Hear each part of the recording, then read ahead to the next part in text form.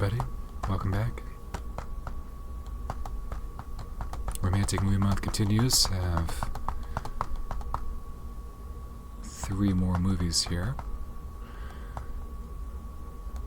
Better Off Dead, Sense and Sensibility, and Captain America, the very first Avenger.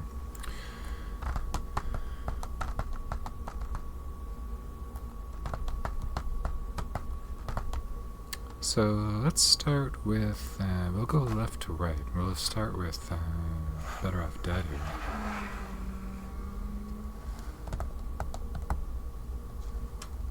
And I have the slipcover for this.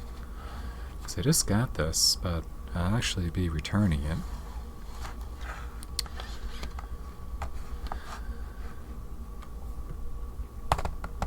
Because the 4K doesn't work. It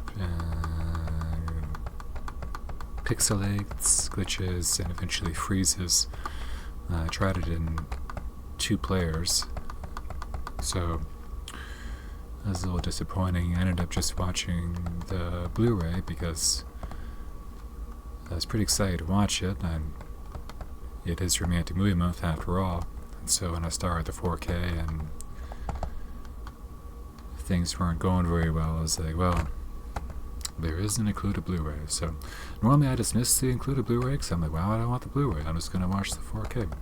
But it really worked out in this case. Let's see. Okay, I don't think there's anything unique on the... Oh, it is a little bit different, so... Looks like the overview is the same, but this one has some different stills from the movie. This is a Savage Steve Holland movie. He also did One Crazy Summer, I think, right? Is that the name of it? It also has John Cusack in it. It came out like a year or 2 after this. I saw this when I was a kid. And I thought it was hilarious, and I still find it hilarious. It is... If you're not familiar with it, well, let's read the back. Celebrating 40 years, the quirky coming-of-age comedy Better Off Dead comes to 4K Ultra HD for the first time ever. Lane Meyer, played by John Cusack, the Grifters, which is great, thought he found the perfect girlfriend in Beth, played by Amanda Weiss from A Nightmare on Elm Street. That's right, she is in A Nightmare on Elm Street. Things don't go very well for her in that one. But when she dumps him for the school's arrogant ski tea captain, excuse me, Lane's dark imagination runs overtime. In addition, he's dealing with his quirky family dodging a paperboy helping on a $2 payment and training for a downhill ski competition. But when he meets a charming French exchange student, she may be the unexpected key to his happiness and his heart. So this is really surprisingly surreal. Like, there are moments that, if you're expecting more of like a traditional 80s comedy, whether it leans more towards like the hornier ones, like Just One of the Guys, Porky's or something, the more probably not making those today ones, or Breakfast Club, Pretty in Pink, and what's the other one? Weird Science. I guess most 80 movies, I guess depending on the 80s comedy, rom-com, whatever you're looking at, a lot of those wouldn't fly today for various reasons. This one's not like that, though. It holds up. It doesn't have anything where you're kind of, side-eyeing no one in particular, be like, ugh, I'm not sure how I feel about this now. I really like John Cusack, so that may have something to do with it. But there's some really hilarious moments in this. This scene, well, I guess without context it's not going to make any sense, but just there's a line with, sorry we blew up your mom, Rookie, or sorry your mom blew up, Rookie, that I find really funny, regardless of how many times I've seen this movie. So anyways, I go ahead and put this aside. I actually am not going to bother getting a replacement. I went online, I researched the issue I was having with the disc because it seemed a little unusual, and it's supposedly pretty commonplace. So until it gets ironed out, like, I'm not going to go and buy it and play the exchange game. So, all right, next we have Sense and Sensibility. This was in one of those Sony box sets. I forget which one at this point. They did get an individual release, like unlike Orlando, which is still locked behind one of those sets. This one came out, but supposedly it looks not as good. I guess the encode is not as good if you buy it separately for the box set, which stinks because I don't really, well, for one, you're getting an inferior product for really no reason this one exists. It's authored. It's just strange. I don't really know what happened there. So I'm kind of disappointing in that sense. Let's take a look at the back here. Can you read that somewhat? Nominated for 7 Academy Awards, including Best Picture, Emma Thompson, Alan Rickman, Kate Winslet, and Hugh Grant star in this captivating romantic drama that swept the 10 best lists and was named Best Film at the 1996 BAFTA Awards. Based on Jane Austen's classic novel, Sense and Sensibility tells of the Dashwood sisters, sensible Eleanor, that's played by Emma Thompson here, and passionate Marianne, played by Kate Winslet. Is this pre-Titanic? Or post-Titanic? Same year as Titanic? 1995? I don't know.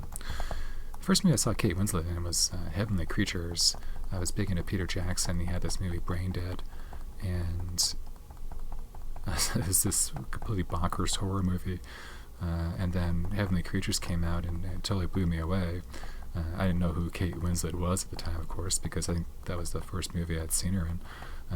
And I didn't see this for the first time until a few years ago, I think, something like that. Anyways, where was I? Sensible Eleanor and passionate Marianne, whose chances at marriage seem doomed by their family's sudden loss of fortune. Rickman Grant and Greg Wise co-star as the well-intentioned suitors who are trapped by the strict rules of society and the conflicting laws of desire. First and foremost, this is like a stunning disc. The cinematography in this movie is just super luscious, green. The landscapes look phenomenal. The textures and the clothing. I really can't speak highly enough about how great this movie looks.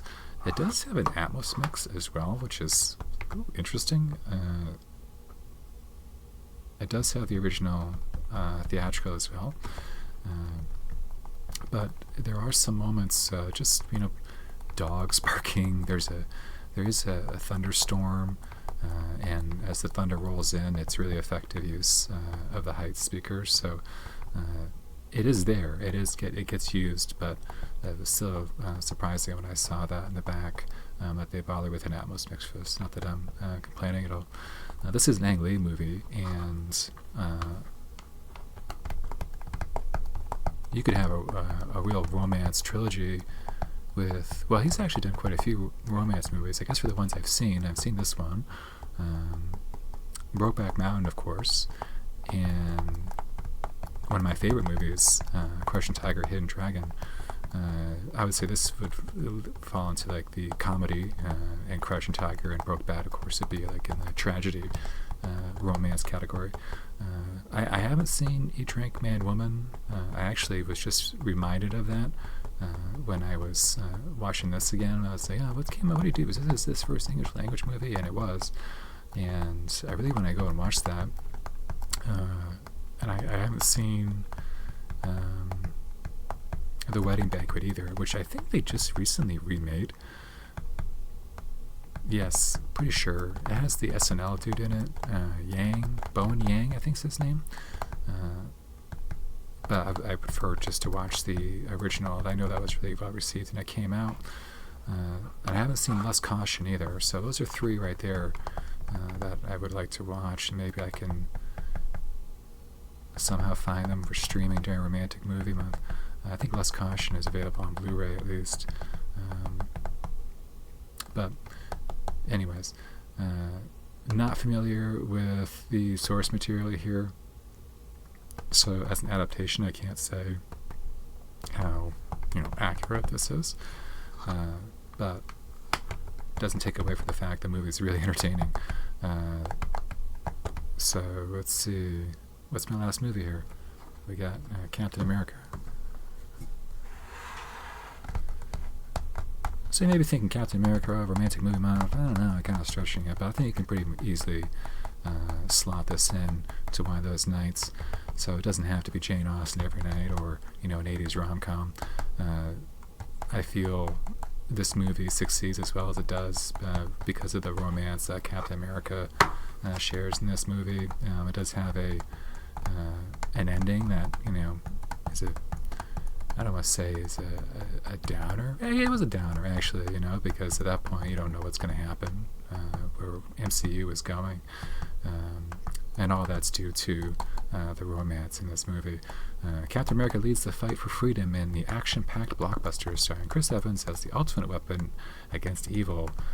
When a terrifying force threatens everyone across the globe, the world's greatest soldier wages war on the evil Hydra organization led by the villainous Red Skull, played by Hugo Weaving.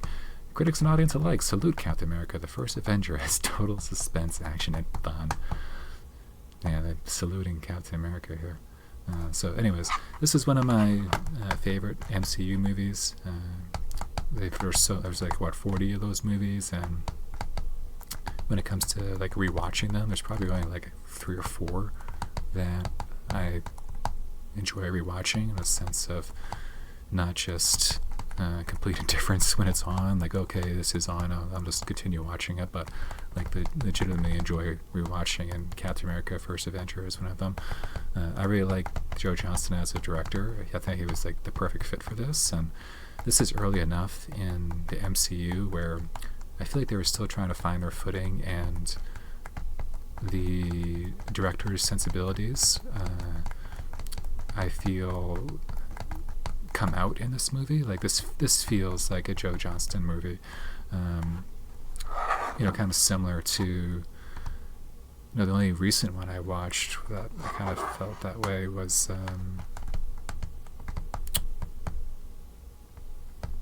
Doctor Strange 2. It wasn't 100% Raimi, but there was elements there, visual elements and camera movements, edits that are very well known for Raimi's filmography. And Joe Johnston, I really liked The Rocketeer when I was a kid. I still do. I like to get a 4K of that. It's been a long time since I've watched that. Jumanji, the Robin Williams one. I even like Jurassic Park 3. I mean, the story's pretty non-existent, but the fact he was shooting that on the fly basically is really impressive, and it does have some exciting action scenes in it. I don't really know what he's up to today, if he's still making movies or not. But yeah, I feel like he was the perfect fit for Captain America.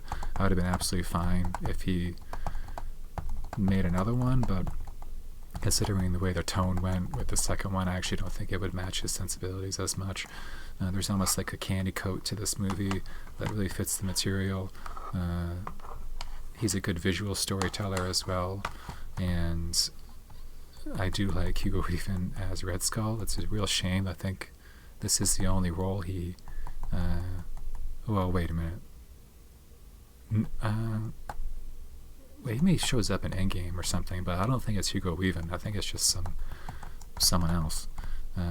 Which is too bad, but I would have liked to have seen him come back for like Civil War, which I feel is a real disappointment. I know people tend to really like that movie because of the airport fight scene, but that's really, to me, after you've seen it the first time, it wasn't very exciting. Like, there's really nothing that exciting about that fight scene to me. And as a conclusion to the Captain America trilogy, I find it pretty weak, actually. But I guess there's a 4th Cap movie now, right? So, anyways. But yeah, this is definitely one of my favorites. Maybe my favorite MCU movie.